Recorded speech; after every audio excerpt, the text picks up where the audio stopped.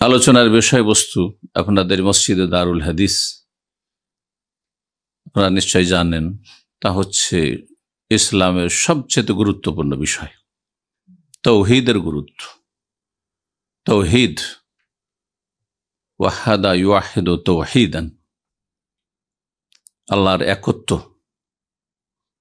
আল্লাহর একত্ব প্রতিষ্ঠা করা অন্তরে বিশ্বাস এবং স্বীকৃতির মাধ্যমে, কথায় কাজে শাহাদাতের মাধ্যমে এবং অঙ্গ প্রত্যঙ্গে সার্বিক জীবনে আমলের মাধ্যমে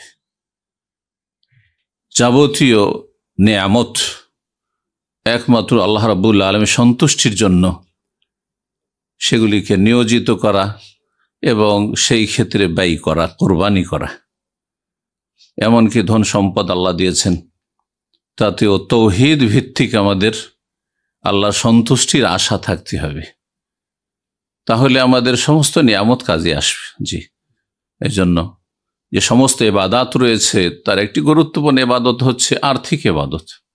তাহলে অর্থ সম্পদ যা কিছু দিয়েছেন সেই ক্ষেত্রেও তাওহীদ প্রতিষ্ঠা হইতে হবে। জি,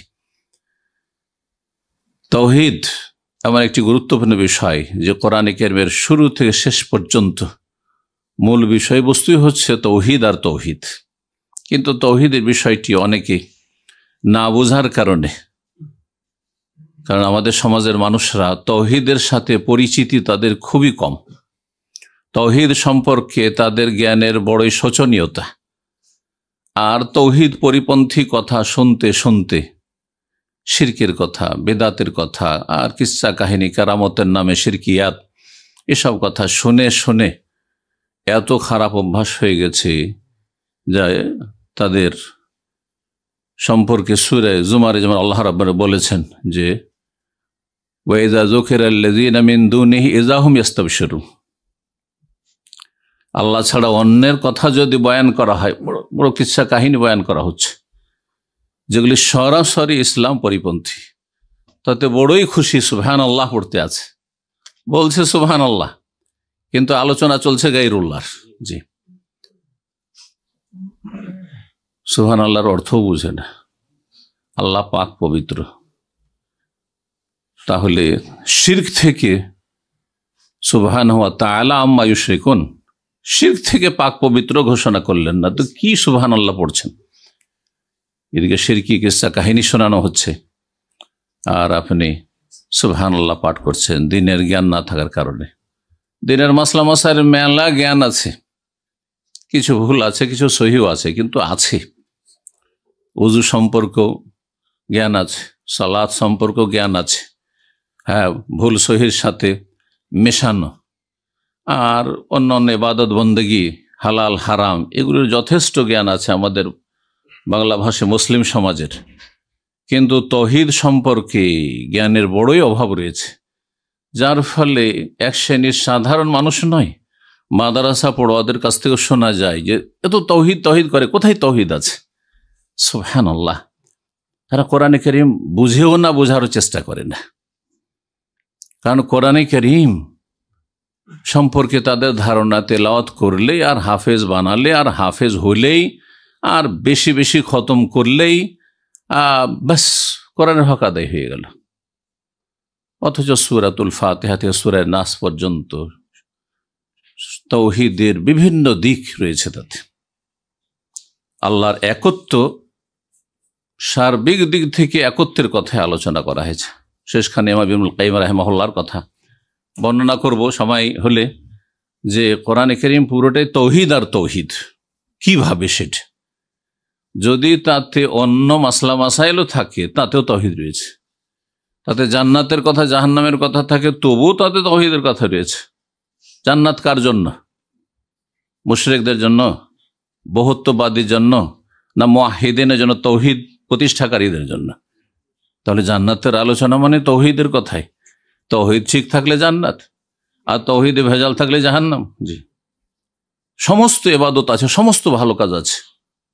অনেক অমুসলিম জনকল্যাণমূলক কাজ করছে, অনেক নাস্তিক জনকল্যাণমূলক কাজ করছে, অনেক মাজারে সিজদা করছে, তারা বেশ দান সাদকা করছে, অনেক কল্যাণমূলক কাজ করছে।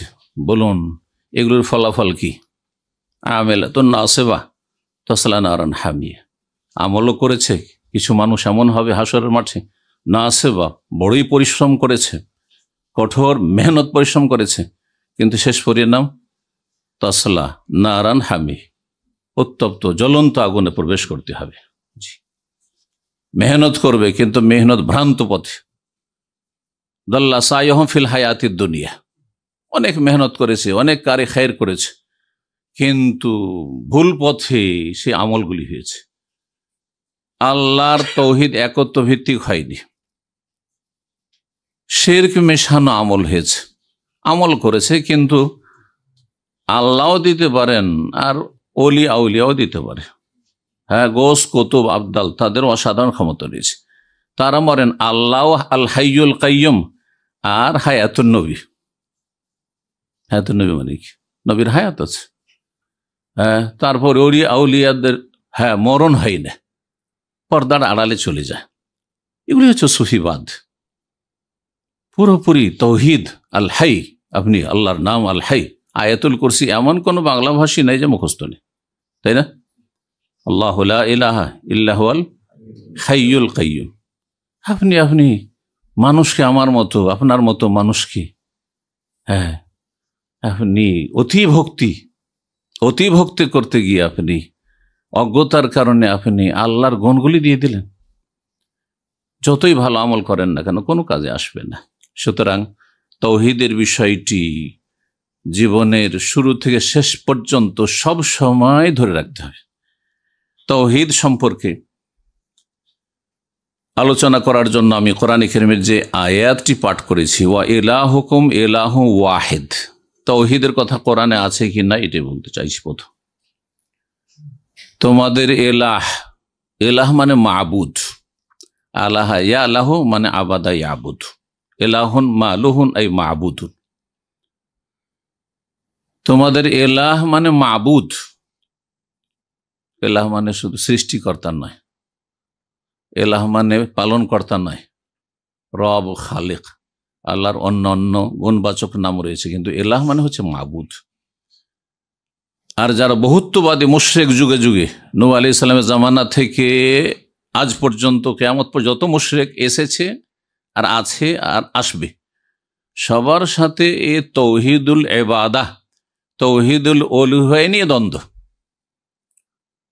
আপনারা সাধারণ মানুষও জানেন যে আমাদের সমাজের হিন্দুরাও ওপরওয়ালা বলে। ওপরওয়ালা কাকে বলে? তার দেবদেবীকে বলে, আল্লাহ কি বলে? সে আল্লাহর নাম বলুক আর নাই বলুক, আল্লাহ কি বলে? তাহলে তো ওপরওয়ালাকে মানে, সৃষ্টিকর্তা তো দেবদেবীকে মনে করেন না, তাই না? সর্বশক্তিমান তারা ওপরওয়ালাকে মনে করে। তাহলে তৌহিদ ও রুবুবিয়্যাহ তাদের আছে, কিন্তু যেটা নেই সেটা হচ্ছে তৌহিদুল উলুহিয়া, তৌহিদুল ইবাদাহ, যেটি নিয়ে মানব জাতির মাঝে দ্বন্দ্ব, আদম সন্তানের মাঝে দ্বন্দ্ব, ইখতিলাফ শুরু হয়েছে। আর যার ভিত্তিতেই মুসলিম এবং কাফির, এক আদমের সন্তান দুই ভাগে বিভক্ত হয়েছে। আর যার ভিত্তিতে জান্নাত এবং জাহান্নাম তৈরি হয়েছে।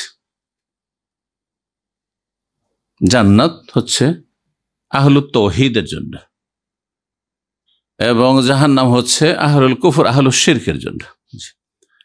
তো আল্লাহ রাব্বুল আলামিন বলছেন, ওয়া ইলাহুকুম ইলাহু ওয়াহিদ, তোমাদের ইলাহ, তোমাদের মাবুদ হচ্ছেন এক মাবুদ। এই আয়াতটি কোরআনে কারিমে এইভাবেই একটু পার্থক্যের সাথে ইলাহুন ওয়াহিদ এভাবে 11 জায়গায় হচ্ছে এই শব্দ দিয়ে। ওয়াহিদ মানে কি? এক। তৌহিদ মানে একত্ব। তো ওয়াহিদ শব্দ থেকে তো তৌহিদ, তৌহিদ ওয়াও হা দাল রয়েছে, আর ওয়াহিদ ওয়াও হা দাল রয়েছে, মাদ্দা ধাতু একই।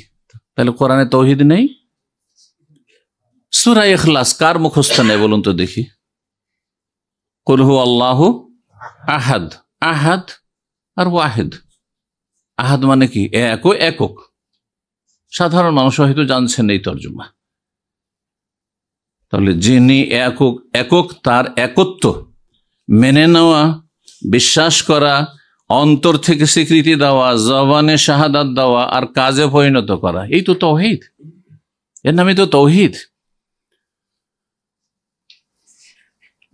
লা ইলাহা ইল্লাহু, আরো তাকিদ আল্লাহ করছেন, তোমাদের এলাহ হচ্ছেন এক এলাহ, এক মাবুদ। লা ইলাহা ইল্লাহু, তিনি ছাড়া কোন সত্য মাবুদ নেই। কেন সত্য মাবুদ লাগানো হচ্ছে?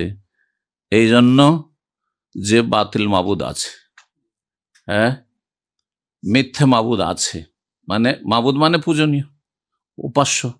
তো মিথ্যা উপাস্য আছে, যারা উপাস্য নয়, মাবুদ নয়, কিন্তু তাদেরকে মাবুদ বানিয়ে বসে আছে অধিকাংশ মানব জাতি।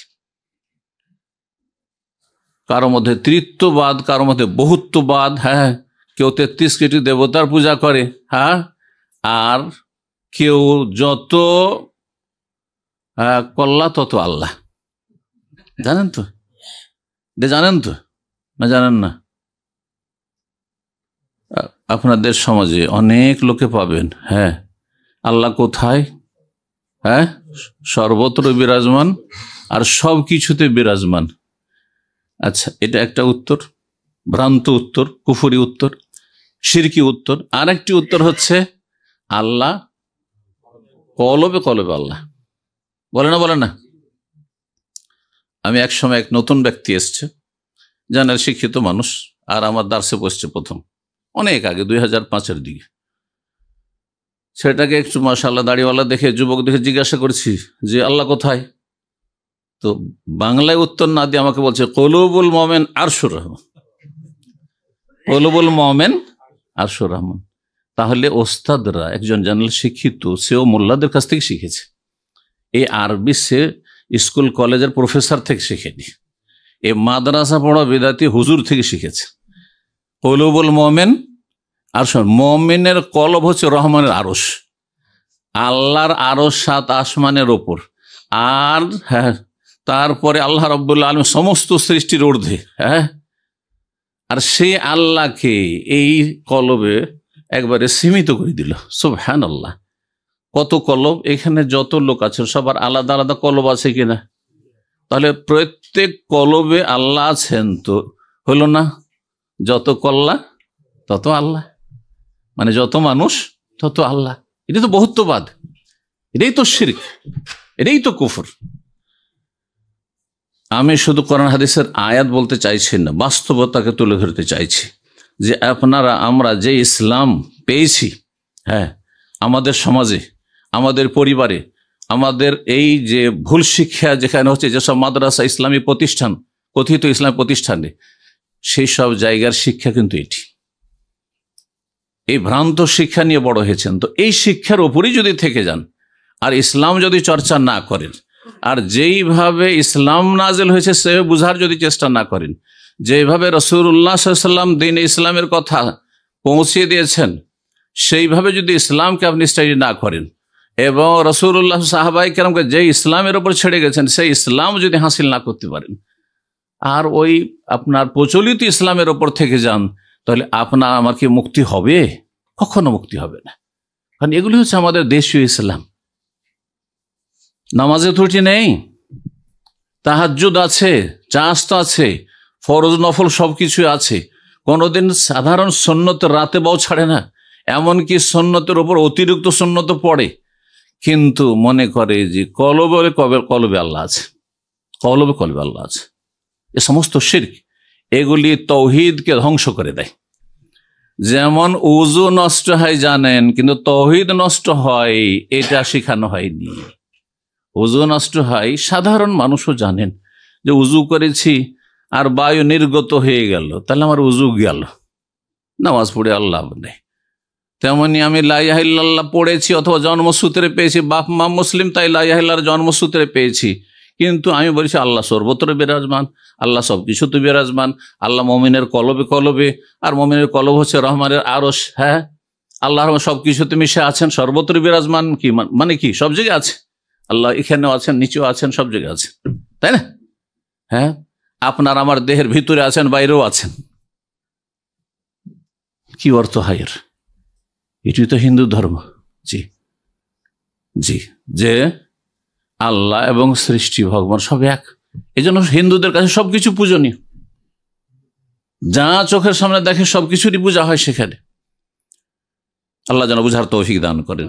বলছিলাম এই তৌহিদের কথা, যে তৌহিদের কথা কোরআনে কারিমে আছে, রাসূলুল্লাহ সাল্লাল্লাহু আলাইহি ওয়াসাল্লাম হাদিসে আছে তৌহিদ, হ্যাঁ আছে। নবী করিম সাল্লাল্লাহু আলাইহি ওয়াসাল্লাম মুআয ইবনে জাবাল রাদিয়াল্লাহু তাআলা আনহুকে যখন ইয়ামানে পাঠালেন, যখন ইসলাম চারিদিকে প্রচার প্রসার হইল, তখন বিভিন্ন দিকে মদিনা থেকে গভর্নর, দায়িত্বশীল এবং মুফতি, ওলামা, সাহাবায়ে কেরামদের মধ্যে কাজী, বিচারক প্রেরণ করলেন। মুআয ইবনে জাবাল রাদিয়াল্লাহু তাআলা আনহুকে প্রেরণ করলেন ইয়ামান দেশে, দক্ষিণ অঞ্চলে আরবের, আর তাকে নসিহত করলেন, উপদেশ দিলেন, ইন্নাকা তাতি কওমান মিন আহলিল কিতাব, সহিহ বুখারীর হাদিস, তুমি আহলে কিতাবদের এলাকায় যাচ্ছ। কারণ ইয়ামানে তখন ইহুদিরা বসবাস করত, আর ইয়ামান মানে আরবের দক্ষিণ অঞ্চল, যদি নাজরানও তাতে সামিল করা হয়, কারণ সেটাও দক্ষিণ অঞ্চলে, সেখানে খ্রিস্টানও বসবাস করত, নাসারা নাজরান। সিরাতুন নবী থেকে প্রমাণ পাওয়া যায়। সুতরাং নবী করিম সাল্লাল্লাহু আলাইহি ওয়াসাল্লাম আহলি কিতাব, ইহুদি খ্রিস্টানদেরকে আহলি কিতাব বলা হয়। তুমি যাচ্ছ আহলি কিতাবদের কাছে, তারা একেবারে অজ্ঞ না, মুশরিক পত্তলিকদের মতো। তারা ধর্ম সম্পর্কে কিছু না নলেজ রাখে, কিন্তু ভ্রান্ত ধর্ম। আল্লাহর জায়গায় তিন আল্লাহ করে ফেলেছে, বিভিন্ন শিরক কুফরিতে লিপ্ত হয়েছে, কিন্তু তাদের ধর্ম সম্পর্কে, আসমানি কিতাব সম্পর্কে একটা সাধারণ একটা জ্ঞান আছে, তাওরাত ইনজিল সম্পর্কে। সুতরাং যারা জ্ঞানী মানুষ, তাদের সাথে কথা বললে চিন্তা করে কথা বলতে হয়। আর সাদা সিধা মানুষ, অশিক্ষিত মানুষ, তাদেরকে একটু উৎসাহিত করলেন, ওয়াজ নসিহত করলেন, একটু জাহান্নামের ভয় দেখালেন, একটু কবরে আযাবের ভয় দেখালেন, অতি কাজ চলে, তারহিব দিয়ে কাজ চলে। কিন্তু শিক্ষিত মানুষের সাথে কথা বললে আরো কিছু লাগবে। সচেতন করেছেন রাসূলুল্লাহ সাল্লাল্লাহু আলাইহি ওয়াসাল্লাম মুআয বিন জাবালকে। সুতরাং তুমি প্রথম যে কাজটি বা যেই কথাটি তাদের সামনে পেশ করো, ফালিয়াকুন আউওয়ালা মা তাদউহুম ইলাইহি, সুতরাং সর্বপ্রথম যেই বিষয়টির দিকে তুমি দাওয়াত দেবে, দাওয়াতের মুখ্য বিষয়, প্রথম বিষয় যেটি হবে, সেটি হচ্ছে ইলা আন ইউয়াহিদুল্লাহ। সহিহ বুখারীর শেষ দিকে এই হাদিসটি রয়েছে। সহিহ বুখারীর শেষ চ্যাপ্টার হচ্ছে কিতাবুত তাওহীদ। ইমাম বুখারী রাহিমাহুল্লাহর যুগেও তাহলে তাওহীদের চর্চা কত হয়েছে, যে তিনি কিতাব শেষ করছেন কি দিয়ে? তাওহীদ দিয়ে। আর শুরু করেছেন কি দিয়ে? কে বলতে পারেন?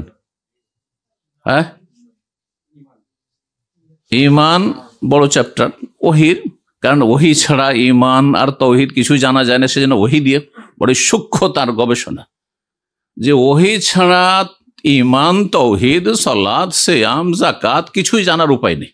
আমাদের জানার উৎসই হচ্ছে ওহী, আর কোরআন সুন্নাহ হচ্ছে ওহী। সুতরাং কিতাবুল ওহী দিয়ে শুরু করেছেন, ছোট্ট একটি পর্ব, আর তারপরে বড় পর্ব হচ্ছে কিতাবুল ঈমান। তাহলে ঈমান দিয়ে শুরু করেছেন, আর কিতাব সমাপ্ত করেছেন তাওহীদ দিয়ে। তো সেই কিতাবুত তাওহীদের একটি হাদিস, ইলা আন ইউয়াহিদুল্লাহ, প্রথম তাদেরকে ডাকবে, সেই জাতিকে, আহলে কিতাবকে, ইহুদি এবং খ্রিস্টানদেরকে আল্লাহর তৌহিদের দিকে। ইউয়াহিদুল্লাহ মানে আল্লাহর তৌহিদ যাতে করে তারা প্রতিষ্ঠা করে, ইউয়াহিদুল্লাহ। যেহেতু হাদিসের ক্ষেত্রে রেওয়ায়াত বিল মানা জায়েজ রয়েছে, যারা হাদিস সম্পর্কে কিছুটা জ্ঞান রাখেন, রেওয়ায়াত বিল আলফাজ যদি হুবহু নবী সাল্লাল্লাহু আলাইহি ওয়াসাল্লাম যে শব্দটি বলেছেন সেই শব্দটি যদি বলতে পারেন কোন সাহাবী, তাহলে সবচেয়ে বেস্ট। কিন্তু মুহাদ্দিসিনে কেরাম অনুমতি দিয়েছেন, যদি অর্থ পাল্টে না যায় বা অর্থে পার্থক্য না হয়ে যায়, সেই অর্থই যদি বহন করে, তাহলে আপনি ভাবটা প্রকাশ করতে পারেন, শব্দ বলা জরুরি নয়, যাতে করে হাদিসগুলির সংরক্ষণ হয়। নাহলে অনেকে হয়তো শব্দটা ভুলে গেছেন, সেজন্য আর ভয়ে হাদিসটাই বলবেন না, তো আমাদের কাছে হাদিসটাই পৌঁছিত না। এই জন্য রিওয়ায়াত বিল মানা মুহাদ্দিসিন কেরামদের কাছে জায়েজ রয়েছে। এই জন্য অন্যান্য হাদিসগুলি তো রয়েছে, ফালিয়াকুন আউওয়ালা মা তাদউম ইলাইহি শাহাদাতু আল্লা ইলাহা ইল্লাল্লাহ, ফালিয়াকুন আউওয়ালা মা তাদউম ইলাইহি শাহাদাতু আল্লা ইলাহা ইল্লাল্লাহ ওয়া আন্না মুহাম্মাদুর রাসূলুল্লাহ। সর্বপ্রথম দাওয়াত দিবে লা ইলাহা ইল্লাল্লাহর শাহাদাতের দিকে, আর মুহাম্মদ সাল্লাল্লাহু আলাইহি ওয়াসাল্লাম আল্লাহর রাসূল। তো লা ইলাহা ইল্লাল্লাহ শাহাদাত মানে কি? জি, আগে বাতিলকে না করো আর তারপরে হককে প্রতিষ্ঠা করো। যালিকা বিআন্নাল্লাহা হুয়াল হক, যেহেতু আল্লাহ হচ্ছেন চিরসত্য, সত্য মাবুদ, ওয়া আন্না মা ইয়াদউনা মিন দুনিহি আল বাতিল, আর আল্লাহ ছাড়া অন্য যাকেই আহ্বান করুক না কেন এক শ্রেণীর মানুষরা, তা হচ্ছে মিথ্যে, তা হচ্ছে বাতিল, তা হক না, তা সত্য না, তা অসত্য। তাহলে আল্লাহ রাব্বুল আলামিনের দ্বীন সত্য, আল্লাহ রাব্বুল আলামিনের কিতাব সত্য, আল্লাহ রাব্বুল রাসূল সত্য, আল্লাহ রাব্বুল আলামিনের যা কিছু তিনি ইরশাদ করেছেন, যা কিছু ওহী নাযিল তা সত্য। তো আল্লাহ রাব্বুল আলামিনের তৌহিদ হচ্ছে সত্য, আর আল্লাহ রাব্বুল তৌহিদ পরিপন্থী হচ্ছে শিরক, তৌহিদ পরিপন্থী হচ্ছে কুফর, তৌহিদ পরিপন্থী হচ্ছে বড় নেফাক, বড় কুফরি, বড় শিরক, আর তার সাথে ছোট শিরক, ছোট কুফরি, ছোট নেফাক, এগুলো থেকে যদি বেঁচে থাকে তাহলে সেই ব্যক্তি নিরাপদ। সে বর্ডারের কাছে গেল না, যেখানে রিস্ক, ঝুঁকি রয়েছে। তো এখন কয়েকটি পয়েন্ট আমার আলোচনা শেষ করি, কথা লম্বা না করে। হচ্ছে তৌহিদ এত গুরুত্বপূর্ণ বিষয়, যে বিষয়টি হচ্ছে সর্বপ্রথম ফরজ কাজ। আপনাকে আমাকে যদি জিজ্ঞাসা করা হয় যে আমাদের ওপর সর্বপ্রথম ফরজ কি, তাহলে এই উত্তর দেবেন না যে 5 টাইম নামাজ, এ কথা বলবেন না যে বাপ মায়ের সেবা, এ কথা বলবেন না যে স্বামীর সেবা করা মহিলার জন্য, এ কথা বলবেন না যে ছেলে মেয়েদের হক আদায় করা, কিছুই না। কি? তৌহিদ। কারণ তৌহিদ বিহীন যদি আপনি বাপ মায়ের সেবা করেন, দুনিয়ায় কিছু দিয়ে আল্লাহ বিদায় করে দেবেন, তাড়িয়ে দেবেন, আখিরাতে কিছুই দেবেন না। তৌহিদ বিহীন যদি আপনি স্ত্রীর হক আদায় করেন, ছেলে মেয়ের হক আদায় করেন, স্ত্রী যদি স্বামীর হক আদায় করে, ছেলে মেয়েদের পরিচর্যা আর তরবিয়ত করে, তাহলে দুনিয়ায় কিছু দিয়ে দেবেন। কারণ আল্লাহ রাব্বুল কারো মেহনতকে ব্যর্থ করেন না। ইন্না লা নুদিউ আজরা মান আহসানা আমালা, আল্লাহ কোরআনে কারীমে ইরশাদ করছেন, কোন ব্যক্তি ভালো কাজ করলে তার পারিশ্রমিক আমি নষ্ট করি না, কিন্তু আখিরাতে পাওয়ার জন্য শর্ত হচ্ছে তৌহিদ। আর তৌহিদ যেহেতু নেই, ভালো কিছু কাজ করেছে, সুতরাং দুনিয়ায় দিয়ে বিদায়, এই ফর্মুলা মনে রাখবেন। সুতরাং অমুসলিমরা যেসব ভালো কাজ করছে, অথবা মুসলিম সমাজে যেসব শিরকি, কুফরি বা নাস্তিকতা নিয়ে কিছু জনকল্যাণমূলক কাজ করছে, ভালো নেক কাজ করছে, মানুষের উপকার করছে, মানুষকে উদ্ধার করছে, ইত্যাদি ইত্যাদি সাহায্য সহযোগিতা করছে, তাদেরকে দুনিয়া আল্লাহ দিয়ে দিয়েছেন। দুনিয়ার নেতৃত্ব, দুনিয়ার ধন সম্পদ, দুনিয়ার খ্যাতি, আর দুনিয়ার সুস্থতা, আর দুনিয়ার আরো কিছু, এইগুলো দিয়ে বিদায়। আপনি শুধু দুনিয়ায় 50-60 বছরই যদি চান, তাহলে এই শিরক বেদাতের জীবনযাপন করেন, কিন্তু আখেরাতে কিছুই পাবেন না। আখেরাতে যদি পেতে হয় তাহলে তৌহিদ আপনার বহাল থাকতে হবে। দেখেন, তৌহিদের আরেকটি গুরুত্বপূর্ণ দিক যে 5 ওয়াক্ত সালাত ফরজ, তাই না?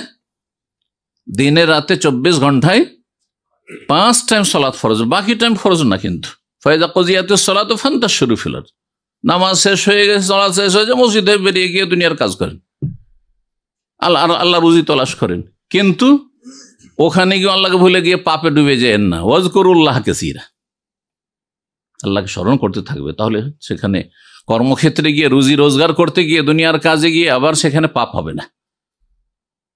পাপ মুক্ত জীবনযাপন সব জায়গায় করতে হবে। তো বলছিলাম যে 5 ওয়াক্ত সালাত দিনে 5 বার, রমজান মাসের সিয়াম বছরে 1 মাস, জাকাতের যে সিস্টেম রয়েছে, যদি টাকা পয়সা, ধন সম্পদ যেগুলো আপনার এর স্বর্ণ চাঁদি ইত্যাদি, তাহলে বাৎসরিক। আর যদি ওই খাবার দাবার, খাদ্যদ্রব্য হয়, তাহলে অসুর, যখন যখন ফসল উঠবে, তাই না? তাহলে সব সময় নয়। কিন্তু তৌহিদ সম্পর্কে কোনদিন চিন্তা করেছেন? লা ইলাহা ইল্লাল্লাহ যদি 1 মুহূর্তের জন্য, 1 সেকেন্ডের জন্য তৌহিদ শূন্য হয়ে যায় আপনার অন্তর, তাহলে সেই সময়টা আপনার নাম কি? মুশরিক, তাই না? তৌহিদ নেই মানে আপনি সেই সময় মুশরিক। ওই সময় মালাকুল মউত চলে আসলো। এই এক মুহূর্তে, এক সেকেন্ডের জন্য যখন আপনি তৌহিদ সম্পর্কে সন্দিহান, অথবা তৌহিদ অবিশ্বাসী, অথবা তৌহিদের জায়গায় শিরকি আকীদা আপনার এক সেকেন্ডের জন্য শুধু চলে আসলো যে আল্লাহর ওলিরাও হতে পারে, দিতে পারে, আল্লাহ না করে। তো এইরকম যদি এক মুহূর্তের জন্য তৌহিদকে ছেড়ে দেন, তাহলে আপনি সেই সময়টাই মুশরিক হয়ে গেলেন। যদি ফিরে আসা নসিব না হয়, যদি আপনি তওবা করে ফিরে না আসতে পারেন, এই অবস্থায় মারা যান, তাহলে আপনি শুধু জাহান্নামী না স্থায়ী জাহান্নামী? স্থায়ী জাহান্নামী। কারণ শিরক নিয়ে আল্লাহর সামনে হাজির হলে সমস্ত আমল দুনিয়ার ধ্বংস হয়ে যাবে, আখেরাতে কিছুই পাবেন না। রব্বুল আলামিন কোরআনে কারিমে দুইটি আয়াতে এই কথা বলেছেন, সূরা জুমার এবং সূরা আনআমে। আশা করি বুঝতে পারছেন, তাই না? তাহলে কত গুরুত্বপূর্ণ তাওহীদের বিষয়টি, যে সব সময় যতক্ষণ আপনি জেগে আছেন, যতক্ষণ আপনি হুঁশে আছেন, বেহুশ হননি আর ঘুমন্ত না, যে এখন আপনি এখন ঘুমিয়ে আছেন সুতরাং কলম উঠিয়ে নেওয়া হয়েছে, এরকম নয়। জেগে আছেন, জাগ্রত আছেন, আর আবার আপনার বিবেক ঠিক আছে, তাহলে সব সময় আপনার অন্তরে তৌহিদ প্রতিষ্ঠিত থাকতে হবে এবং তৌহিদ মোতাবেক আপনার জীবনযাপন হইতে হবে। তৌহিদের কথা বলছিলাম যে তৌহিদ হচ্ছে সর্বপ্রথম ফরজ কাজ।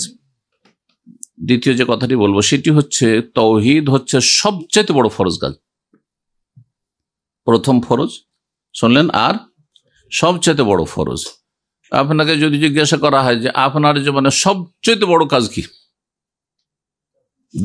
দুনিয়ার কথা বলবেন, কিন্তু আপনারা তো আলহামদুলিল্লাহ দিনদার মানুষ, বলবেন না যে নামাজ, বলবেন না যে রোজা, বলবেন না হজ, যাকাত অথবা আর কিছু। আমার জীবনে, আপনার জীবনে, প্রতিটি মুসলিমের জীবনে যদি জান্নাত পেতে হয়, তাহলে সবচেয়ে বড় কাজ হচ্ছে তাওহীদ। সবচেয়ে বড় কাজ তাওহীদ। কারণ তাওহীদ ভিত্তিক সমস্ত ইবাদত যদি হয়, তাহলে সেগুলি কবুল হবে। যদি ইবাদতের পরিমাণ কমও হয় তবু কবুল হবে, কারণ কোয়ালিটি ঠিক আছে। আর যদি তাওহীদ ছাড়া ইবাদতের আপনার পাহাড় পর্বতমালা হয়ে যায়, কোনো কিছুই কাজে আসবে না। তো এই দুটি কথা বললাম, তাওহীদ সর্বপ্রথম ফরজ কাজ, আর তাওহীদ হচ্ছে সবচেয়ে বড় ফরজ কাজ। তাওহীদ এমন একটি গুরুত্বপূর্ণ বিষয় যে তাওহীদ প্রতিষ্ঠার জন্য সমস্ত মানুষ এবং জিনকে সৃষ্টি করা হয়েছে। আর মানুষ জিন ছাড়া পৃথিবীতে যা কিছু সৃষ্টি করা হয়েছে, এ মানব জাতির খেদমতের জন্য, তাদের উপকারের জন্য, তাদের স্বার্থে সৃষ্টি করা হয়েছে। কোরআনে এই কথাগুলি আছে না নেই? খালাকা লাকুম মা ফিল আরদি জামিয়া। আল্লাহ বলছেন, হে মানব, পৃথিবীতে যা আছে সব তোমাদের স্বার্থে তৈরি করা হয়েছে, সৃষ্টি করা হয়েছে। আসমান জমিন হোক, জমি জায়গা হোক, আর ফসল হোক, আর খনিজ সম্পদ হোক, আর যা কিছু হোক না কেন, পশু পাখি হোক, হালাল হোক আর হারাম হোক, যা কিছু হোক, পৃথিবীতে যা আছে তোমাদের স্বার্থে। সেটা আমি বুঝি আর না বুঝি, অনেক সময় যেগুলি আপনার জন্য ক্ষতিকর, বুঝতে পারছেন না যে এটা আমার আবার কি স্বার্থ আছে, সাপ বিচ্ছুতে আমার কি স্বার্থ আছে, হিংস্র পশুতে আমার কি স্বার্থ আছে, কিন্তু আল্লাহ সেটি জানেন। হেকমা আল্লাহ রাব্বুল জানেন। খালাকা লাকুম মা ফিল আরদি জামিয়া। যা কিছু পৃথিবীর সৃষ্টি করা হয়েছে তা হে মানব জাতি তোমাদের কল্যাণের জন্য, তোমাদের স্বার্থে সৃষ্টি করা হয়েছে। আর মানব জাতিকে আল্লাহ বলছেন সূরা যারিয়াত, ওমা খালাকতুল জিন্না ওয়াল ইনসা ইল্লা লিয়াবুদুন। আমি মানুষ এবং জিনকে সৃষ্টি করেছি, শুধু সৃষ্টি করেছি ইতিবাচক, কথাটি বুঝুন। যদি আগে না করে তারপরে হ্যাঁ করেন, তাহলে তাতে বিষয়টির গুরুত্ব তাকিদ আরো বেশি বেড়ে যায়।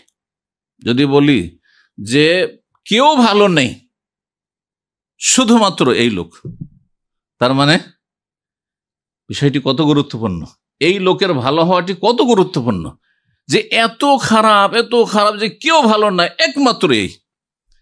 ঠিক এই ভঙ্গিমাতে রব্বুল আলামিন ইরশাদ করেছেন, ওমা খালাকতুল জিন্না ওয়াল ইনস। আমি জিন মানুষকে সৃষ্টি করিনি একমাত্র ইল্লা, কিসের জন্য? লিয়াবুদুন, আমার ইবাদতের জন্য। আমার ইবাদতের জন্য।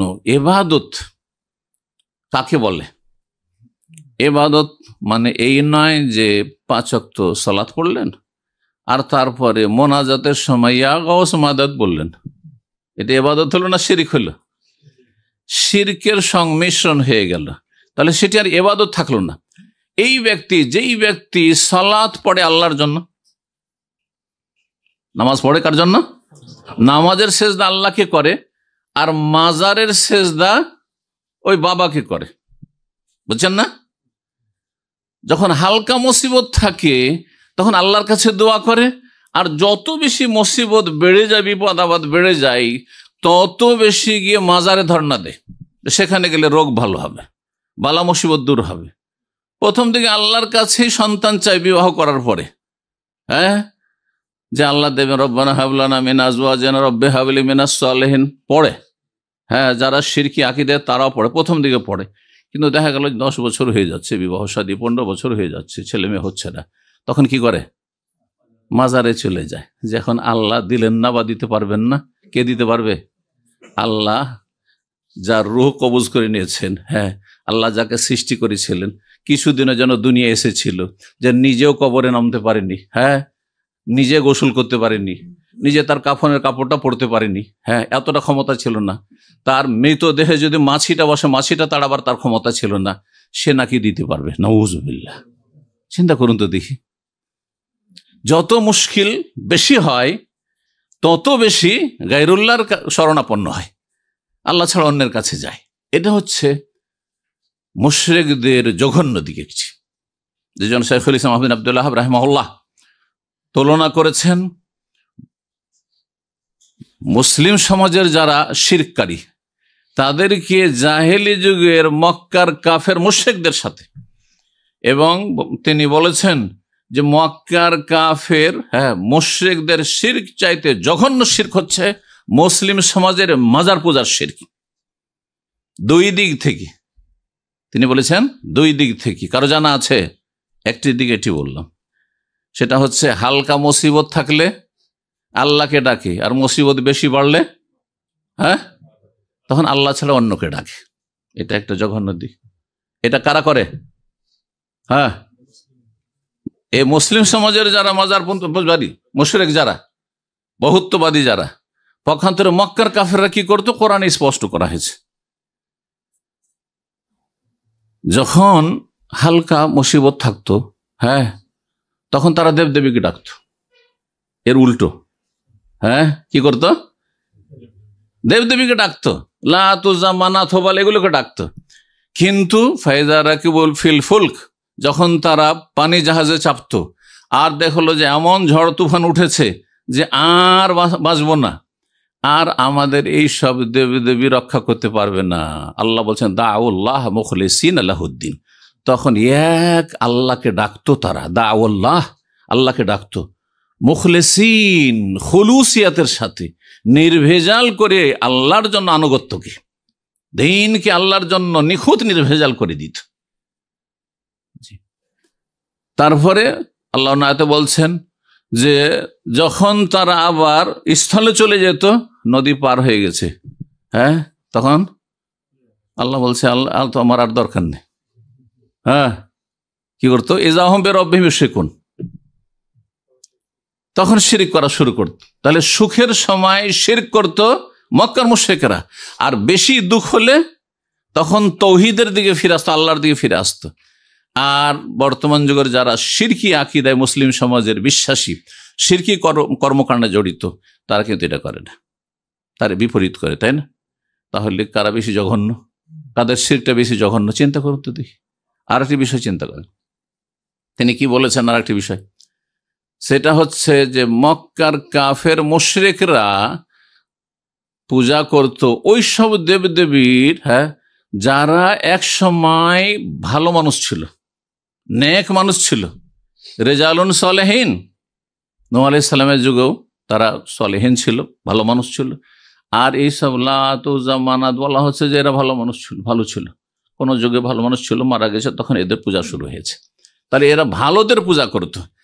আর যারা মুসলিম সমাজের শিরক করে তারা, হ্যাঁ, এমন এমন ব্যক্তির পূজা করে যে বলতো যে আমার নামাজ টামাজ ফরজ নেই, নবী রসুলদের নামাজ ফরজ ছিল, তাদের নামাজ ফরজ নেই। শুনেছেন না শোনেননি? কারণ তারা ইয়াকিনের পর্যায়ে পৌঁছে গেছে, মানে ফানাফিল্লা হয়ে গেছে। মক্কা পৌঁছে যাওয়ার পরে প্লেনের প্রয়োজন আছে, এগুলো যুক্তি তাদের, এই যুক্তিতে তারা মুক্তি খুঁজছে। মক্কা পৌঁছে গেছে, আর ফ্লাইটের কি প্রয়োজন? ফ্লাইট লাগবে দূরে আছেন সেই জন্য, তাই না? বাহন লাগবে দূরে থাকলে।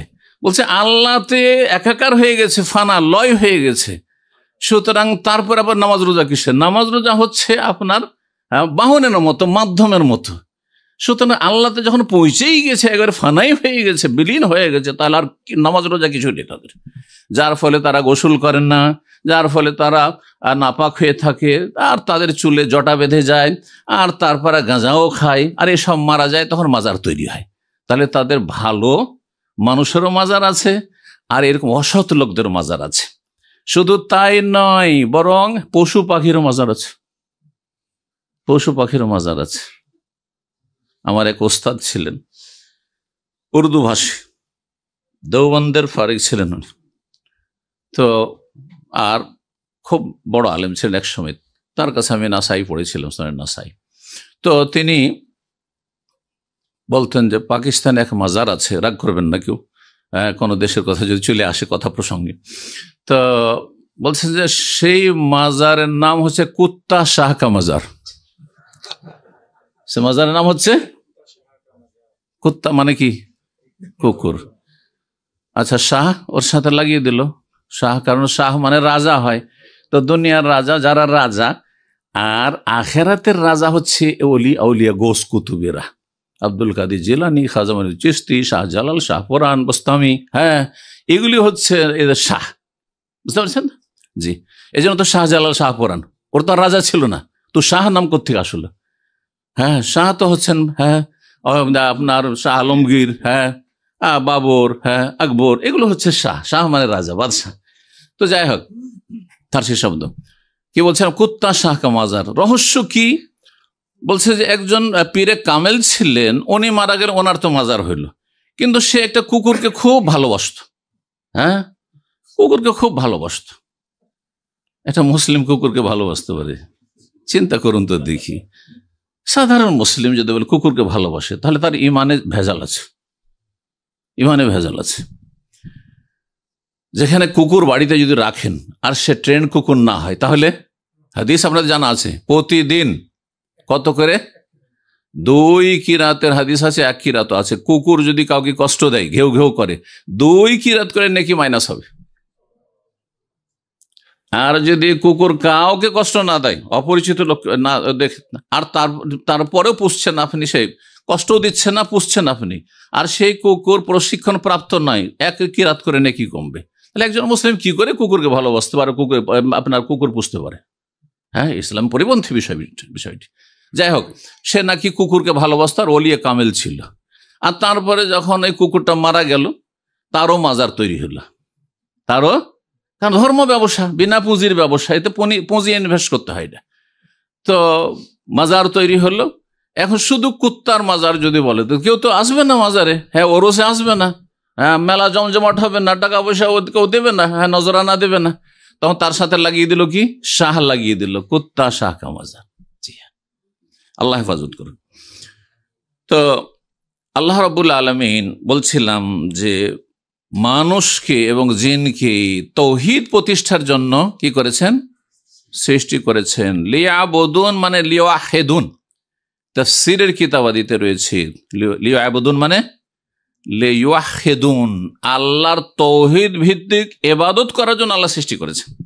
এই জন্য নয় যে আপনি নামাজের সেজদা আল্লাহকে করলেন আর মাজারে গিয়ে সেজদা করছেন। এই জন্য নয় যে আপনি ফাসাল্লি লিরাব্বিকা ওয়ানহার, রবের জন্য নামাজটা পড়লেন, কিন্তু যখন ওরসে গিয়ে খাসি মোরগ জবাই করছেন, তখন আল্লাহ ছাড়া বাবার সন্তুষ্টি বিধানে করছেন, আপনি সেই সন্তুষ্টির জন্য করছেন। তাহলে তো আপনি ডিভাইড করে দিলেন। অথচ সূরা কাউসারের তাফসীরও যদি আপনি সামান্য বুঝতেন, ফাসাল্লি লিরাব্বিকা ওয়ানহার, এর তাফসীর হচ্ছে ফাসাল্লি লিরাব্বিকা ওয়ানহার লিরাব্বিকা, মানে তুমি রবের জন্য যেমন নামাজ পড়ো, তেমনি রবের জন্য জবাই করতে হবে। শুধু কুরবানির জবাই নয়, যে কোনো জবাই কার জন্য করতে হবে?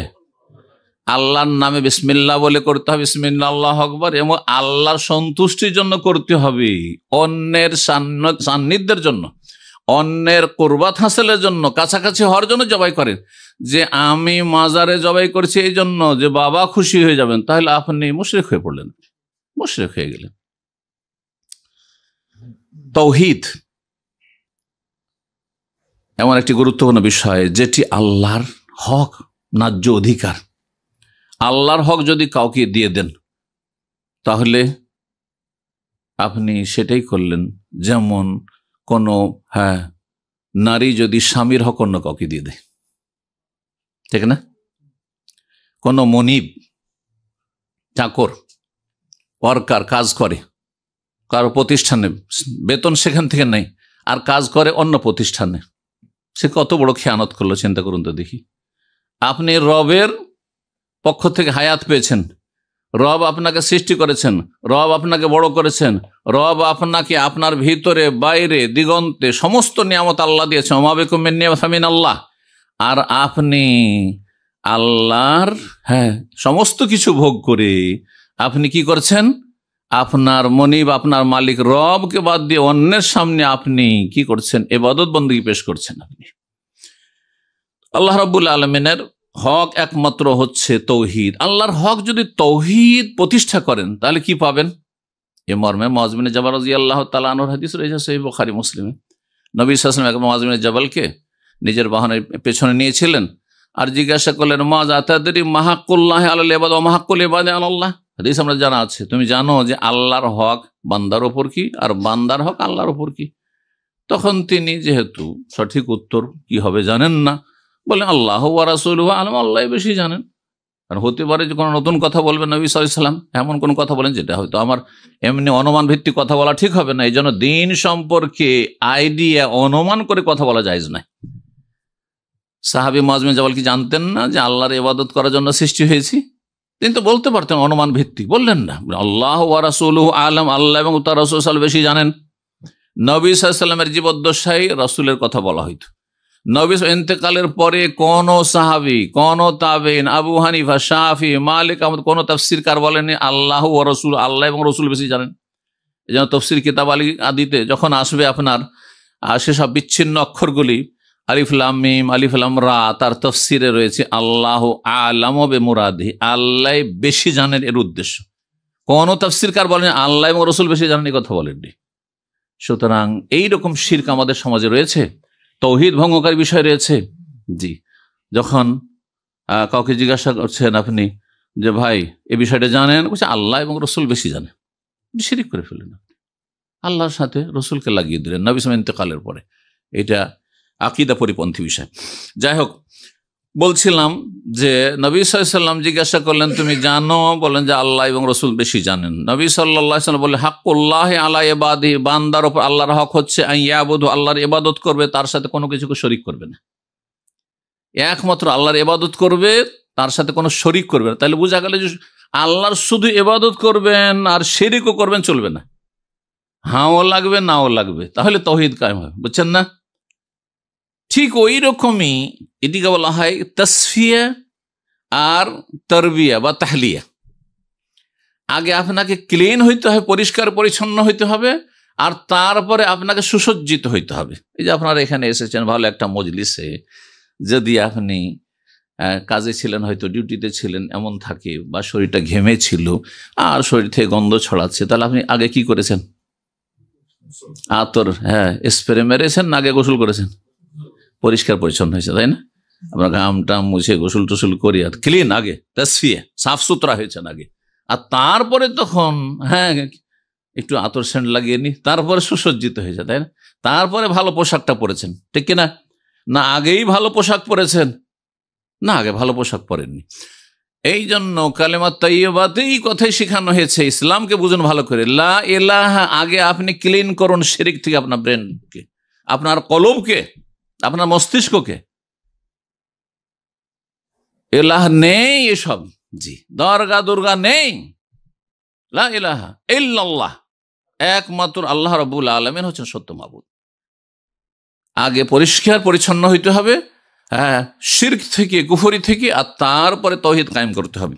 তো নবী সাল্লাল্লাহু আলাইহি ওয়াসাল্লাম এই জন্য দুটি কথা বললেন, আইয়াবুদুহু ওয়ালা ইউশরিকু বিহি শাইআ, আল্লাহর ইবাদত করবে, তার সাথে কোনো কিছুকে শরীক করবে না। যদি এই হক আদায় করে বান্দা, ইবাদত বন্দেগী করবে, আবার এমন হইলে হবে না যে আমি মাজারেও যাই না, এসব বিশ্বাসও করি না, আমি এই পীর তন্ত্রও বিশ্বাস করি না, আর আমি নামাজও পড়ি না। যেমন অধিকাংশ মুসলিমদের অবস্থা এরকম। অধিকাংশ মুসলিম, বড় সংখ্যায় মুসলিম আছে যারা মাজারেও যায় না, কিন্তু হ্যাঁ ফরজ ওয়াজিব আদায় করেন, 5 ওয়াক্ত সালাতও পড়েন না, রমজান মাসের সিয়াম আদায় করেন না, ফরজ ওয়াজিব আদায় করেন না, তাহলে জান্নাত পাওয়া যাবে? হ্যাঁ আর না, দুটোই হইতে হবে। ইয়াবুদুহু, ইবাদত করতে হবে, 5 ওয়াক্ত সালাত পড়তে হবে, ওয়ালা ইউশরিকু বিহি শাইআ, শিরক করলে হবে না। নামাজ পড়বেন আর ডাকবেন আল্লাহকে, হ্যাঁ, ইবাদতকে ভাগাভাগি করে কিছু আল্লাহকে দিবেন, কিছু আল্লাহর সৃষ্টিকে দেবেন, এটা চলবে না। যদি এই হক আদায় করে দেন, শিরক মুক্ত হয়ে গেলেন আর তৌহিদ ভিত্তিক ইবাদতবন্দি করলেন, তাহলে আল্লাহর ওপর বান্দার হক হচ্ছে আল্লাহ ইউআযিবা মান লা ইউশরিক বিহি শাইআ, আল্লাহর সাথে শিরক মুক্ত জীবন যাপন করে তৌহিদ প্রতিষ্ঠা করে কেউ যদি মারা যায়, হাজির হয়, তাহলে তাকে আল্লাহ আযাব দেবেন। কবরের আযাব দেবেন না, জাহান্নামের আযাব দেবেন না, দুনিয়ার কঠিন আযাব দেবেন না, অসহায় আল্লাহ ছেড়ে দেবেন, দুনিয়াতেও ছেড়ে দেবেন না মুমিন বান্দাকে। বালা মুসিবত পরীক্ষা হইতে পারে, কিন্তু আল্লাহ অসহায় ছেড়ে দেবেন না। তৌহিদের গুরুত্ব সম্পর্কে বেশ কিছু কথা হয়েছে, আর একটি কথা বলি, তা হচ্ছে সমস্ত নবী রসুলকে কিসের জন্য আল্লাহ পাঠিয়েছেন? কোন চিন্তা করেছেন? কোন একজন নবী রসুলকে আল্লাহ পাঠিয়েছেন বহুত্ববাদের শিক্ষা দিতে? হ্যাঁ, বহু উপাস্য রয়েছে, হ্যাঁ আছে না। এমন কি যেসব ধর্মে বহুত্ববাদ আছে, শিরক আছে, তাদেরও মূল পুস্তকে অনেক সময় তৌহিদের কথা পাওয়া যায়। এই জন্য বেদ পুরাণেও হ্যাঁ বেশ কিছু জায়গায় শিরকের সাথে সাথে তৌহিদের কথা আছে। তাহলে তাদের যে মনীষীরা ছিল, তাদের মধ্যে তৌহিদ ছিল, কিন্তু ভেজাল যুক্ত তৌহিদ ছিল। তৌহিদের ধারণা ছিল তাদেরও, কিন্তু ভেজাল যুক্ত তৌহিদ ছিল। যেমন আমাদের মুসলিম সমাজে যারা মাজার ভিত্তিক ইবাদত বন্দি করে, হ্যাঁ, মাজারে গিয়ে সেজদা করে, তারাও তৌহিদের কথা কিছু বলে, কিন্তু তৌহিদ মানে আপনি মূর্তি পূজা করিয়েন না, কিন্তু মাজারে সেজদা করেন, একই কাজ করেন, মাজারে করেন, কিন্তু মূর্তির সামনে করবেন না, এটাই তাদের তৌহিদ। বুঝছেন না? একজন হিন্দুদের মধ্যে সনাতনী আছে, জানেন তো?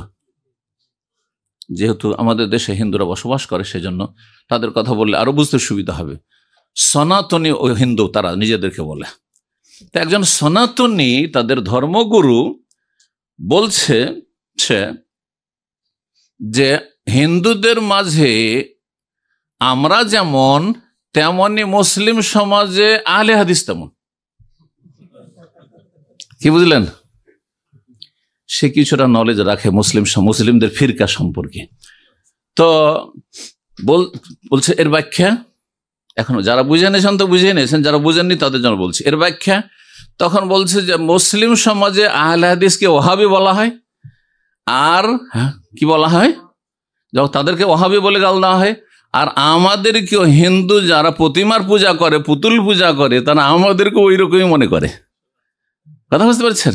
হ্যাঁ, তো তারা মূর্তি পূজায় বিশ্বাসী নয়, সনাতনীরা মূর্তি পূজায় বিশ্বাসী নয়, যদিও তারপরে বিভ্রান্তি আছে। এর মানে না যে তারা মুমিন মুসলিম হয়ে গেছে, কারণ তারা বলে নিরাকারের পূজা করি, এটা যথেষ্ট নয়। জি হ্যাঁ, কোরআনের আলোকে আল্লাহর ইবাদতবন্দি করতে হবে। তো সমস্ত নবী রসুলকে আল্লাহ পাঠিয়েছেন কিসের জন্য? তৌহিদের জন্য, লা ইলাহা ইল্লাল্লাহ নিয়ে পাঠিয়েছেন। এই মর্মে অনেক আয়াত রয়েছে। সূরা নাহল আয়াত নম্বর 36 আপনাদেরকে বলি, আল্লাহ রাব্বুল বলছেন ওয়ালাকাদ বাসনা ফি কুল্লি উম্মাতিন রাসূলা আন ইবুদুল্লাহ ওয়াজতানিবুত তাগুত। প্রতিটি উম্মতে, জাতিতে, যুগে যুগে নবী রসুল পাঠিয়েছে এই মর্মে, তাদেরকে এই শিক্ষা দিতে, আন ইবুদুল্লাহ, যে আল্লাহর ইবাদত করো, আর আল্লাহ ছাড়া অন্যকে তাগুত বলা হয় যদি তাদের পূজা করা হয় তাহলে, আর তাতে সন্তুষ্ট থাকে। যদি সন্তুষ্ট না থাকে তাহলে আপনি তাগুতের পূজা করলেন, কিন্তু সে যেহেতু সন্তুষ্ট ছিল না, সেজন্য তাকে আমরা তাগুত বলবো না। অর্থাৎ আল্লাহর নেক বান্দা কোন সাহাবী, ইমাম আবু হানিফা, আল্লাহ না করে তার মাজার বানিয়ে দিল কোনো সময়, আর তার সেজদা করা শুরু করলো, তো আমরা বলবো না যে ইমাম আবু হানিফা তাগুত। কিন্তু আপনার এই কাজ, ইমাম আবু হানিফার কবরে যে আপনি পূজা করছেন, আপনি সেজদা করছেন, এটা হচ্ছে তাগুতি কাজ, এটা হচ্ছে তাগুতি কাজ। আশা করি বুঝতে পারছেন, যাতে করে আমরা আইম্মায়ে কেরাম সম্পর্কে বেয়াদবি না করি, যারা তাওহীদ সুন্নতের শিক্ষা দিয়েছে। ইমাম আবু হানিফা হোক, শাফি হোক, মালিক, ইমাম বুখারী রাহিমাহুল্লাহ ধরেন, ইমাম বুখারী এত বড় মুহাদ্দিস, আমিরুল মুমিনিন ফিল হাদিস, কিন্তু তার যদি কেউ মাজার বানিয়ে সেখানে সিজদা করে, তো ইমাম বুখারী কি তাগুত হয়ে যাবেন? কিন্তু যারা ইমাম বুখারীকে সিজদা করছে তারা তাগুতের পূজা করছে। ভালো করে শুনে রাখেন জি। কারণ এই শিরকের শিক্ষা কে দিল? সবচেয়ে বড় তাগুত হচ্ছে শয়তান, ইবলিস শয়তান শিখিয়েছে। ইবলিস শয়তান শিখিয়ে, ইমাম বুখারী রাহিমাহুল্লাহ শেখাননি, ইমাম বুখারীর নবী মুহাম্মদ রাসূলুল্লাহ শেখাননি, কোন নবী রাসূলও শেখাননি জি। তো বলছিলাম যে আল্লাহ রাব্বুল আলামিন সমস্ত নবী রাসূলকে এই লা ইলাহা ইল্লাল্লাহ তাওহীদ নিয়ে পাঠিয়েছে, তাওহীদের দাওয়াত নিয়ে। সূরা আম্বিয়া আয়াত 25 আল্লাহ ইরশাদ, ওয়ামা আরসালনা মিন ক্বাবলিকা মির রাসূলিন, হে নবী তোমার পূর্বে যত নবী রাসূল পাঠিয়েছি, ইল্লা নূহি ইলাইহি, তাদের সকলকে ওহী করেছি, আন্নাহু লা ইলাহা ইল্লা আনা, আমি ছাড়া কেউ সত্য মাবুদ নেই, আল্লাহ বলছে। ফাবুদুন, সুতরাং আমারই ইবাদত করো। যে কোনো রসুলকে পাঠিয়েছি তোমার পূর্বে হে নবী, তার প্রত্যেক নবীকে আল্লাহ কি শিখিয়েছে? লা ইলাহা ইল্লা আনা মানে ইল্লাল্লাহ জি। আশা করি বুঝতে পারছেন, সমস্ত নবী রসুলের দাওয়াত এই ছিল। রাসূলুল্লাহ সাল্লাল্লাহু আলাইহি ওয়াসাল্লামের দাওয়াত তাওহীদের গুরুত্বের একটি দিক। নবী সাল্লাল্লাহু আলাইহি ওয়াসাল্লামের দাওয়াত সম্পর্কে অনেকে ভুল মেসেজ দেয় মানুষকে।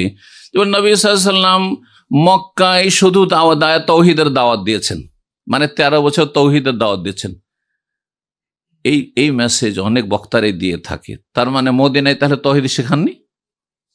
বলুন, মদিনায় তাওহীদ শেখাননি? ঠিক আছে, মদিনায় অধিকাংশ মাসলা মাসাইল, আহকাম, হালাল হারাম নাজেল হয়েছে, বিধিবিধান। তার মানে এই নয় যে তাওহীদের শিক্ষা তিনি বন্ধ করে দিয়েছেন। এই জন্য নবী সাল্লাল্লাহু আলাইহি ওয়াসাল্লাম 23 বছরে পুরো জীবনটার মূল শিক্ষাই ছিল কি? তাওহীদের শিক্ষা। দলিল হচ্ছে মক্কার জীবনে তো সবাই জানেন যে নবী সাল্লাল্লাহু আলাইহি ওয়াসাল্লাম জাতিকে দাওয়াত দিতেন, ইয়া আইয়ুহান নাস, হে মানব সব, কুলু লা ইলাহা ইল্লাল্লাহ, বলো আল্লাহ ছাড়া কোনো সত্য মাবুদ নেই, তুফলিহু, এতেই তোমাদের সফলতা রয়েছে।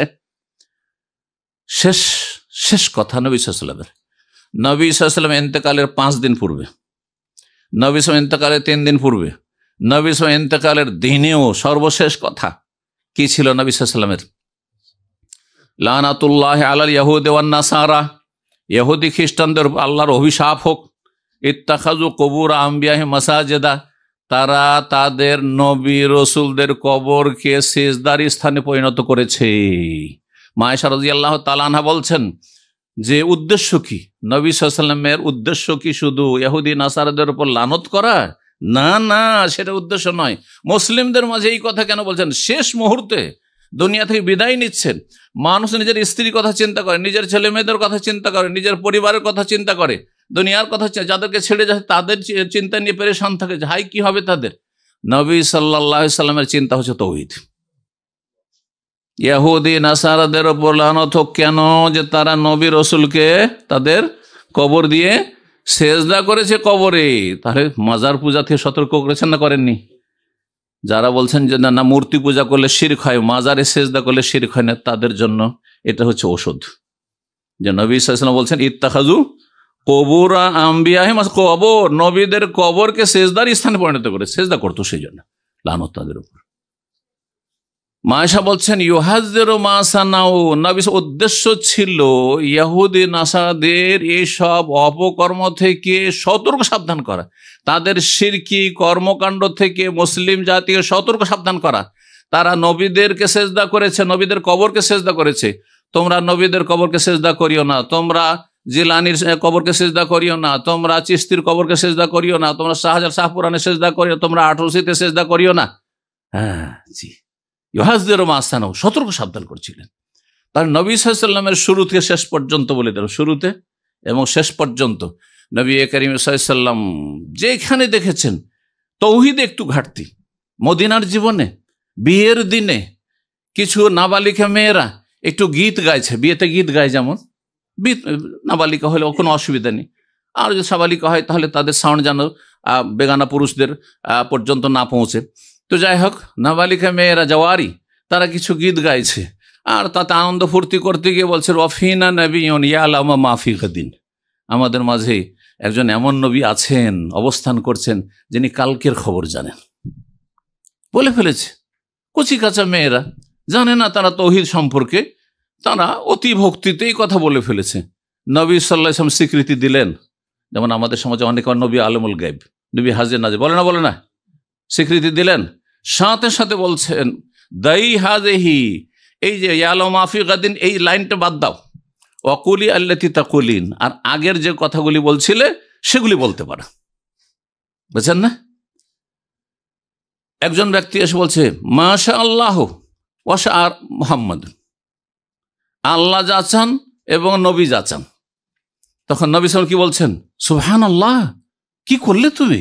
আজআলতানি লিল্লাহি নিদ্দান, আমাকে আল্লাহ শরীক বানিয়ে দিলে, আল্লাহ সমকক্ষ সমতুল্য বানিয়ে দিলে, আল্লাহর সাথে মিলিয়ে বললে। অথচ সীমিত আকারে প্রত্যেক মানুষের কিছু চাওয়া পাওয়ার ক্ষমতা আছে না নেই? আপনি চাইলে এখন এখান থেকে বেরিয়ে যেতে পারেন না? হ্যাঁ, আপনি চাইলে এখন যে কোনো কিছু যতটা আপনার গায়ে ক্ষমতা করতে পারেন না? আপনি চাইলে আপনি কিছু দান খায়রাত করতে পারেন না? মানুষের উপকার করতে পারেন না?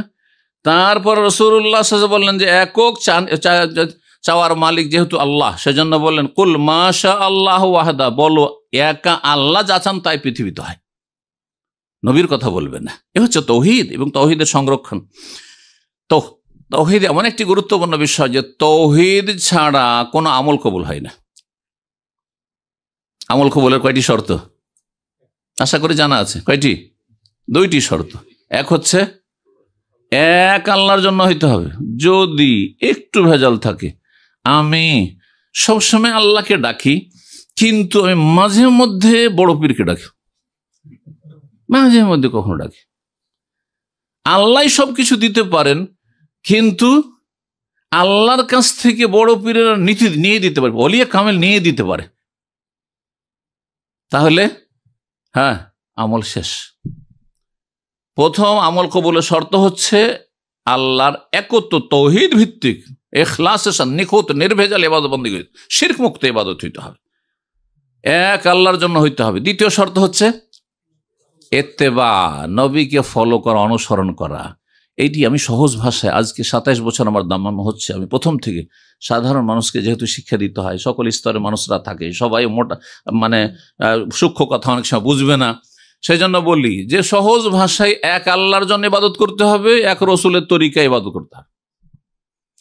ইবাদত হবে একমাত্র আল্লাহর, আর তরিকা হবে একমাত্র রসুলুল্লাহর, ব্যাস। আর কোন তরিকা না, আমার তরিকা চলবে না। আমার তরিকার পিছনে দলিল না থাকে, আমার কথার 1 পয়সা মূল্য নেই, কোনো মূল্য নেই। এটি হচ্ছে ইসলাম।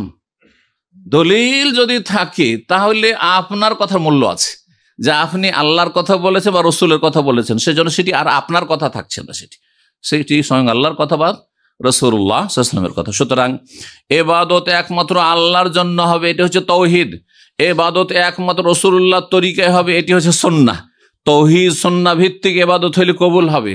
আর যদি শিরক বিদআতের সংমিশ্রণ থাকে, সেই ইবাদতগুলি প্রত্যাখ্যাত হয়ে যাবে। আল্লাহ রাব্বুল বুঝার তৌফিক দান করেন।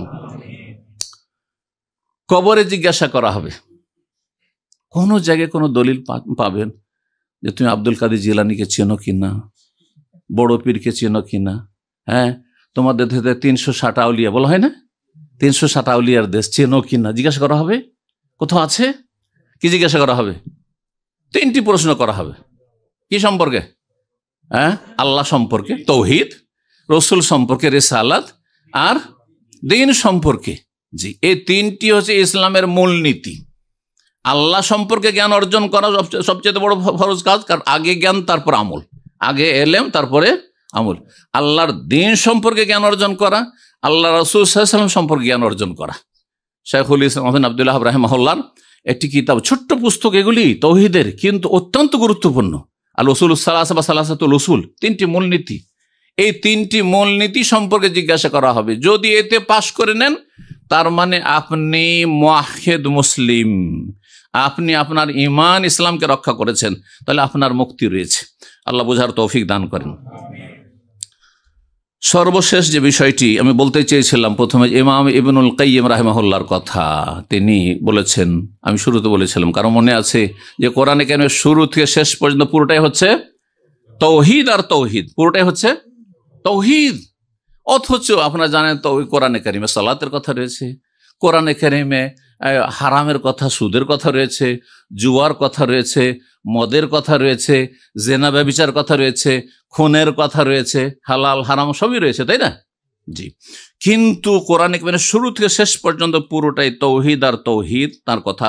মাদারেজুস সালেকিন তার খুব প্রসিদ্ধ কিতাব রয়েছে, তাতে বলছেন তিনি যে ইন্না কুল্লা আয়াতিন ফিল কোরআনে ফাহিয়া মুতাদাম্মিনাতুন লিত-তাওহীদ, কোরআনে কারিমে প্রতিটি আয়াত তৌহিদকে শামিল।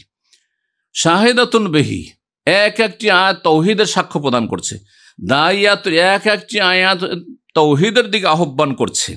ফাইনাল কোরআনা, তারপরে তিনি বিস্তারিত বলছেন, কোরআন ইম্মা খাবরুন আনিল্লাহি ওয়া আসমাই ওয়া সিফাতি ওয়া আফআলি, কোরআনে কারিম হয় আল্লাহর নাম, আল্লাহর সত্তা সম্পর্কে, আল্লাহর নাম সম্পর্কে, আল্লাহর গুণাবলী সম্পর্কে, আল্লাহ রাব্বুল আলামিন কাজ সম্পর্কে বলা হয়েছে, আছে না?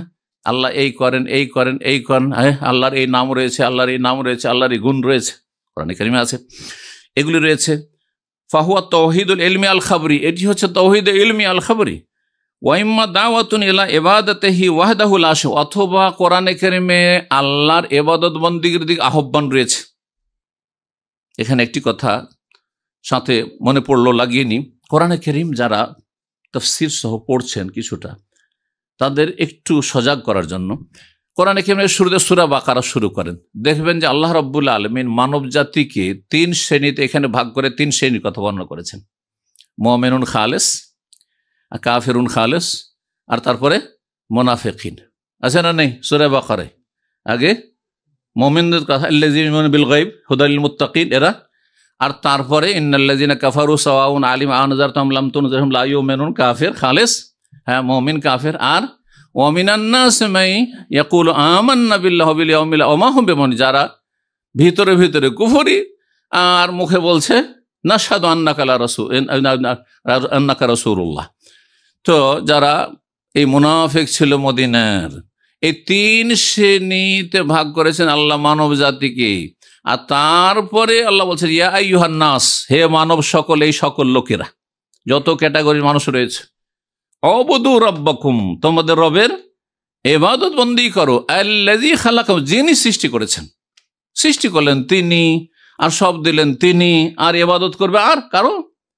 তো ইমাম ইবনুল কাইয়িম বলছেন যে কোরআনে কারিমে আল্লাহর ইবাদতের দিকে আহ্বান করা হয়েছে, যার কোনো শরীক নেই, লা শারীকা ওয়া খালকুল্লি মা ইউবাদু মিন দুনিহি, আল্লাহ ছাড়া অন্যের যে সব পূজা হচ্ছে, উপাসনা হচ্ছে, সেগুলিকে পরিত্যাগ করা, সেগুলিকে বর্জন করার দাওয়াত দেওয়া হয়েছে, শিরক মুক্ত হওয়ার। ফাহুয়া তাওহীদ আল ইরাদি ওয়াত তালাবি ওয়া ইম্মা আমরুন আও নাহয়ুন আও ইলজামুন বিতাআত ফি নাহি ওয়া আমরিহি, অথবা আল্লাহ আদেশ করেছেন, নিষেধ করেছেন, আর তিনি আদেশ নিষেধের আনুগত্য করতে বলেছেন। ফাহুয়া হুকুকুত তাওহীদ ওয়া মুকাম্মিলাতুহু, তাহলে এগুলি হচ্ছে তৌহিদের হক, আল্লাহর আদেশ পালন করা, আল্লাহর নিষেধাজ্ঞা মেনে চলা এবং আল্লাহ রাব্বুল আলামিনের আনুগত্য করা, এগুলি হচ্ছে তৌহিদের পরিপূর্ণতা, তৌহিদের হক। যে আপনি যখন লা ইলাহা ইল্লাল্লাহ বিশ্বাসী, তাহলে আপনার জীবনে আদেশ চলবে কার? কোনো মানুষের আদেশ চলবে না, মানুষের আদেশ আল্লাহর আদেশের আওতাতে হইতে হবে, হ্যাঁ, আল্লাহ এবং রসুলের আনুগত্য হইতে হবে। ওয়াইম্মা খাবরুন আন কারামাতিল্লাহি লি আহলি তাওহীদ ওয়া তাআতিহি, অথবা আল্লাহ যে সম্মানিত করেন, হ্যাঁ, তৌহিদ প্রতিষ্ঠাকারী মুমিন মুসলিমদের এবং যারা আল্লাহর আনুগত্যকারী তাদেরকে, তাদের কথা রয়েছে, মানে মুমিনদের কথা বলা হয়েছে, জান্নাত, তাদের জন্য জান্নাত রয়েছে, হ্যাঁ, তাদের জন্য আল্লাহর পক্ষ থেকে সুসংবাদ রয়েছে, ফালা খাউফুন আলাইহিম ওয়া লা হুম ইয়াহজানুন রয়েছে। বলছেন যে ওমা ফাইলা বিহি ফিদ দুনিয়া ওমা ইউকরাহুম বিহি ফিল আখিরাহ, দুনিয়াতে আল্লাহ নবী রসুলকে সম্মানিত করেছেন, বিজয়ী করেছেন, এবং আখিরাতে তাদেরকে আল্লাহ সম্মানিত করেন। ফাহুয়া জাযাউ তাওহীদিহি, কিসের বিনিময়? তৌহিদের প্রতিদান বিনিময়। ওয়া ইম্মা খাবরুন আন আহলি শিরক, অথবা কোরআনে কারিমে যারা মুশরিক বহুত্ববাদী তাদের কথা রয়েছে, ফেরাউনের কথা রয়েছে, কারুনের কথা রয়েছে, নূহ আলাইহিস সালাম যুগের মুশরিক বহুত্ববাদীদের কথা রয়েছে, নবী সাল্লাল্লাহু আলাইহি ওয়াসাল্লাম জামানা মুশরিক কাফির আবু লাহাবের কথা রয়েছে, আর কুফারদের কথা রয়েছে, ইত্যাদি ইত্যাদি। ওমা ফুইলাম ফিদ দুনিয়া মিনান নাকালি, আর দুনিয়াতে যে শাস্তি দেওয়া হয়েছে তাদেরকে, সেসব কথাবার্তা রয়েছে। আদ সামুদের কথা রয়েছে, তাই না? লূত আলাইহিস সালামের জাতির কথা রয়েছে, কেন তাদেরকে ধ্বংস করা হয়েছে। জি, তাদের সবচেয়ে বড় পাপ ছিল শিরকের পাপ, কুফরির পাপ ছিল। আর তারপর অন্যান্য পাপ যখন যোগ হয়েছে তখন তাদের শাস্তিও আরো বৃদ্ধি পেয়েছে। ওমা ইয়াহুল্লু বিহিম ফিল উকবা মিনাল আযাব, আর যারা কাফের কুফরের অবস্থায় শিরকের অবস্থায় মারা গেছে তাদের যে পরিণাম হবে ভয়াবহ আখিরাতে, সেসব কথা কোরআনে কারীমে আল্লাহ বর্ণনা করেছেন যে খালিদিনা ফিহা আবাদা, সেই জাহান্নামে চিরকাল তারা বসবাস করবে, এসব কথাবার্তা বর্ণনা করা হয়েছে। ফাহুয়া খাবরুন আম্মান খারাজান হুকমিত তৌহিদ, যারা তৌহিদের বিধান থেকে যারা বেরিয়ে গেছে তাদের সম্পর্কে আল্লাহ সংবাদ দিয়েছেন যে কাফেরদের এই দুর্দশা হবে আর মুমিনদেরকে এভাবে সম্মানিত করা হবে। তারপরে শেষখানে বলছেন ফাল কোরআন কুল্লুহু ফি তৌহিদ, তাহলে কোরআন পুরোটাই হচ্ছে তৌহিদ আর তৌহিদ। ও হুকুকুহু ওয়া জাযাহু, আল্লাহর হক, এই তৌহিদের হক এবং আল্লাহ তৌহিদের যা যা তৌহিদের প্রতিদান। অফি শান শিরকি ওয়া আহলি ওয়া জাযাহিম, শিরকের কথা বর্ণনা করা হয়েছে এবং যারা মুশরিক তাদের কথা বর্ণনা করা হয়েছে এবং তাদের শাস্তির কথা বর্ণনা করা হয়েছে। মাদারিজুস সালিকিন 3য় খণ্ড 450 পৃষ্ঠা। ইমাম ইবনে তাইমিয়া রাহিমাহুল্লাহ বলছেন যে মানব জীবনের সবচেয়ে বড় আনন্দ হচ্ছে আল্লাহর ভালোবাসায়, যে আল্লাহকে ভালোবাসবে, এই আল্লাহর মতো করে কাউকে ভালোবাসবে না। আর মুশরিকরা কাকে ভালোবাসে? আল্লাহ রাব্বুল আলামিনের নাফরমানি হচ্ছে, তাতে তাদের মাথা ব্যথা নেই। কিন্তু যদি আপনি তাদের যাকে বুজুর্গ মনে করে তাকে সিজদা করছে তার বিপরীত কোনো কিছু বলে দেন, তাহলে দেখবেন যে তারা কিয়ামত করে ফেলবে। ওয়া তাকাররাবু ইলাইহি বিমা ইউহিব্বুহু, এবং আল্লাহ রাব্বুল যা পছন্দ করে তার মাধ্যমে সান্নিধ্য লাভ করার চেষ্টা করা। ওয়ালা তাতিম্মু মাহাব্বাতুল্লাহ ইল্লা বিল ইরাদ আন কুল্লি মাহবুবিন সিওয়াহু, আর আল্লাহ রাব্বুল আলামিনের মহব্বত তখনই পরিপূর্ণতা লাভ করবে যখন আল্লাহ ছাড়া অন্য সমস্ত কিছু থেকে আপনি মুখ ফিরিয়ে নিয়ে এক আল্লাহ অভিমুখী হবেন। ওয়া হাযা হাকিকাতু লা ইলাহা ইল্লাল্লাহ, এটি হচ্ছে লা ইলাহা ইল্লাল্লাহর মর্মকথা, তৌহিদের মর্মকথা। আল্লাহ রাব্বুল আলামিন যেন আল্লাহকে ভালোবাসার তৌফিক দান করেন, আল্লাহর হক আদায় করার তৌফিক দান করেন, তৌহিদ প্রতিষ্ঠা করার তৌফিক দান করেন, সমস্ত রকমের শিরক থেকে, কুফরি থেকে, নিফাক থেকে আমাদের বেঁচে থাকার তৌফিক দান করেন। মানুষের গুনাহ তৌহিদকে দুর্বল করে দেয়, এই কথাটি বলে শেষ করছি। সুতরাং আমাদের জীবন থেকে গুনাহকে দূর করার চেষ্টা করতে হবে, পাপকে দূর করার চেষ্টা করতে হবে। পাপ যেন আগামীতে না হয়, গুনাহ না হয়। আর যেই গুনাহ হয়ে গেছে অথবা অনিচ্ছাকৃত হয়ে যাচ্ছে বা হয়েই গেল হঠাৎ করে, তাহলে সাথে সাথে তওবা ইস্তেগফারের মাধ্যমে সেই গুনাহকে মুছে ফেলতে হবে, যাতে আমাদের তৌহিদ যেন তৌহিদ দুর্বল না হয়ে যায়। আল্লাহ রাব্বুল আলামিন আমাদের বুঝার তৌফিক দান করেন।